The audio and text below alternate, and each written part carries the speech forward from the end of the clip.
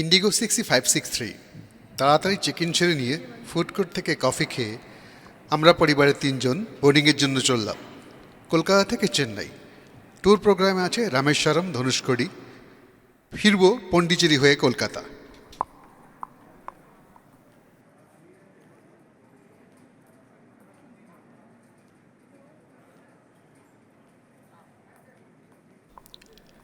চেন্নাই পৌঁছে বেল্ট থেকে luggage collection করে চললাম এয়ারপোর্ট মেট্রোর উদ্দেশ্যে।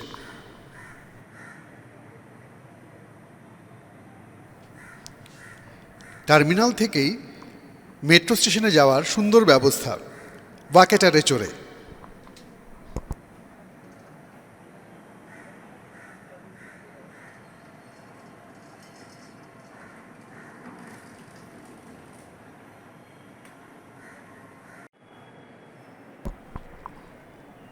মেট্রো স্টেশনে এসে দাঁড়িয়ে পড়লাম টিকিট বুকিংয়ের জন্য।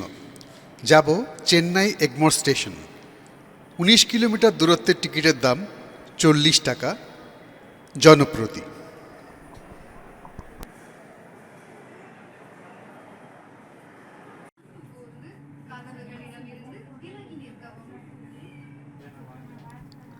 মোটামুটি ফাঁকাই ট্রেন, পরিষ্কার ঝকঝকে সুন্দর। প্রায় 40 মিনিট পর পৌঁছে গেলাম চেন্নাই এগমোরে।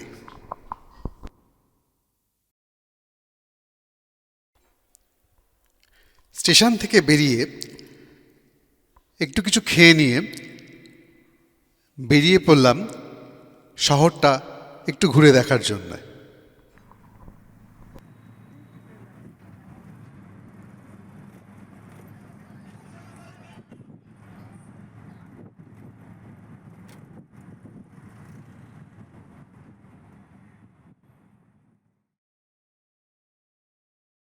সন্ধে 6:15 নাগাদ আবার এগমোর স্টেশনে এলাম। এখান থেকে 16751 ডাউন রামেশ্বরম এক্সপ্রেসে উঠব, 7:15 ছাড়বে। পরের দিন সকাল 8:30 এসে পৌঁছলাম মান্ডাপাম স্টেশনে। এখানেই নামতে হবে। পাম্বান রেল ব্রিজ সংস্কারের জন্য বন্ধ করে দেওয়া হয়েছে।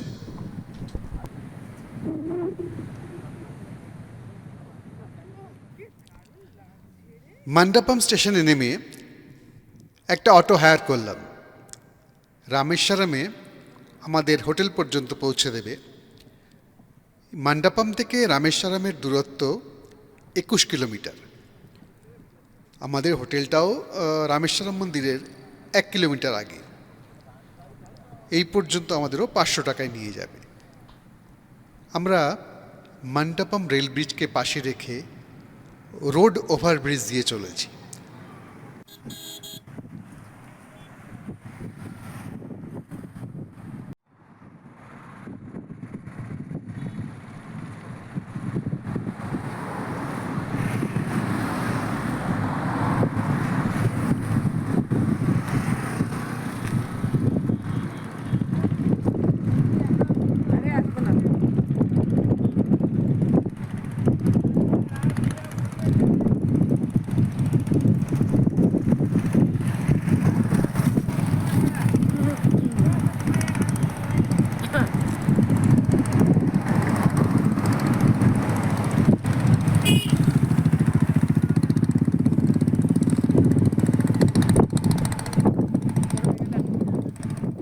হোটেলে পৌঁছালাম 10টা নাগাদ।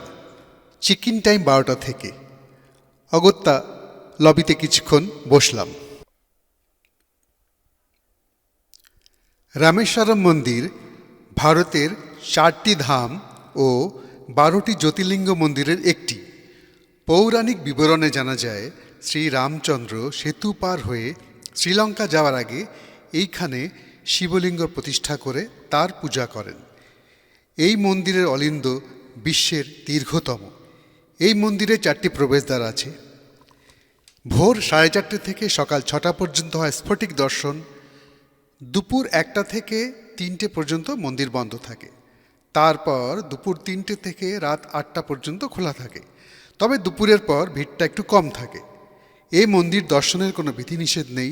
পুরুষ মহিলা নির্বিশেষে স্নান করে পরিষ্কার জামাকাপড় পরে দর্শন করতেই পারেন।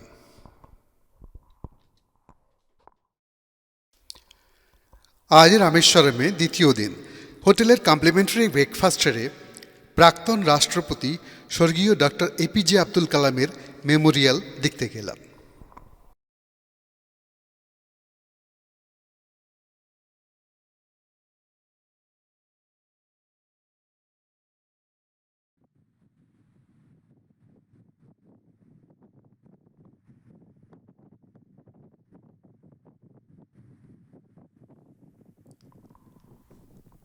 ডক্টর এপিজে আব্দুল কালামের মেমোরিয়াল দেখার পর আমরা গেলাম ভেলুন্ডি তীর্থম দেখতে, যেটা রামেশ্বরম মন্দির থেকে 4 কিলোমিটার দূরত্বে আছে।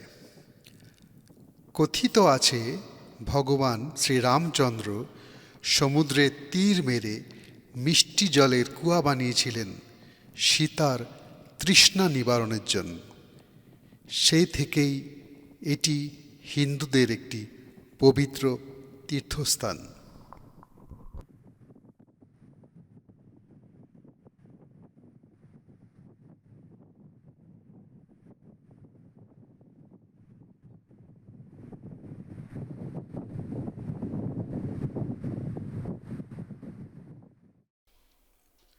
ভেলুন্ডি তীর্থম হয়ে আমরা এলাম রাম মন্দির দেখতে।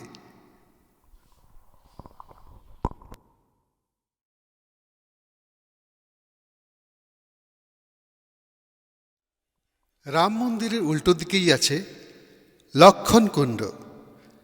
যুদ্ধে রাক্ষসকুল বধ করে পাপ স্খলন করার জন্য লক্ষণ এই পুকুরে স্নান করেন।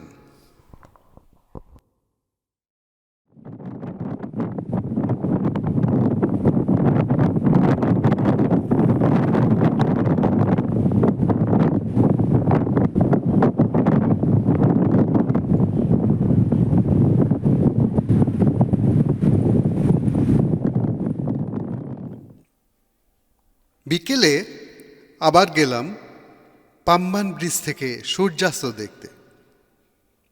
পাম্বান ব্রিজ থেকে আমাদের হোটেলের দূরত্ব প্রায় 15 কিলোমিটার।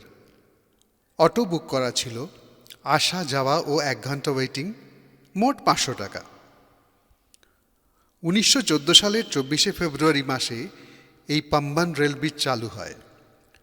1964 সালের 23শে ডিসেম্বর এক ভয়াবহ সাইক্লোন পাম্বান ধনুষ্কোটি প্যাসেঞ্জার ট্রেনকে এই ব্রিজ থেকে সমুদ্রে ফেলে দেয়। প্রায় 200 জন অসহায় যাত্রী মারা যান ও ব্রিজ ক্ষতিগ্রস্ত হয়। তারপর 1965 সালে মেরামতির পর আবার এই রেল ব্রিজ চালু হয়। 2023 শেষের দিকে এই ব্রিজ ব্যবহারের অনুপযোগী হয়ে ওঠে এবং অনির্দিষ্টকালের জন্য সম্পূর্ণরূপে বন্ধ করে দেওয়া হয়। শেষ ট্রেনটি চলে 07695 সেকেন্দ্রাবাদ রামেশ্বরম এক্সপ্রেস। এর পাশে আরও একটি রেল ব্রিজ তৈরি হচ্ছে, যা আর কিছু মাসের মধ্যেই চালু হয়ে যাবে। এর পরের পর্বে আবার আসছি ধনুষ্কোটি ভ্রমণের অভিজ্ঞতা নিয়ে। এই ভিডিওটি লাইক, শেয়ার ও আমার চ্যানেলটি সাবস্ক্রাইব করার অথবা না করার জন্য আপনাদের অগ্রিম ধন্যবাদ।